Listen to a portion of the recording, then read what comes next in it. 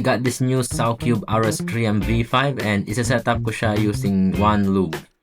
Kaya one lube lang yung gagamitin ko is napakabilis and uncontrollable na ng Sowcube RS3M V5. All I have to do is to make it stable and wala naman akong problema sa speed kaya silicone lube lang yung gamit ko. At the same time, yun pa lang yung meron ako. So 3 clicks para sa spring compression and 4 turns para sa screw. As you can see, medyo nag-stabilize siya ng konti but medyo dry pa rin yung vibes niya. So need natin ng lube. Well, what are we going to do with that? Dito lang siya. See those gaps. Dito tayo maglalagay. Isa to sa ginagawa din nila Phil from the Cubicle. Yeah.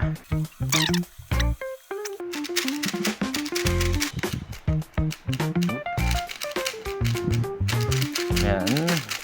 Medyo nag-stabilize na siya. Now next is the spring compression. Yung tension natin kanina is yung screw, but yung itension natin ngayon is yung spring. Kung gaano siya ka-compress. So ang gagawin ko lang is 2 clicks. Dito na lang, since ayoko na siyang buksan. Dito lang. Okay. Hope you guys see that. Konti lang. Kasi ayoko siya ma-overloop. Gusto ko yung feeling ng dryness na meron yung cube na to.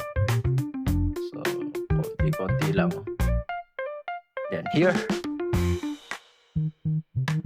Nag-stabilize na siya ng kaunti. But, parang meron konting loop. Hindi, okay lang. So, para sa akin, tignan natin. Yeah, it's perfect. Hindi siya masyadong loose. Hindi siya masyadong tight. Yun kasi yung iniiwasan natin. Kapag masyado siyang tight, it is too hard to corner cut. Pag naman masyado siyang loose, nagkakaroon ng mga corner twist. Next natin is lalagyan natin ng lube yung ano niya, yung mga pieces. So start tayo dito.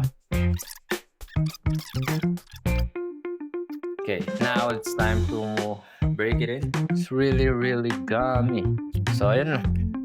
Yun ko lang sineset up yung Sowcube RS3M V5.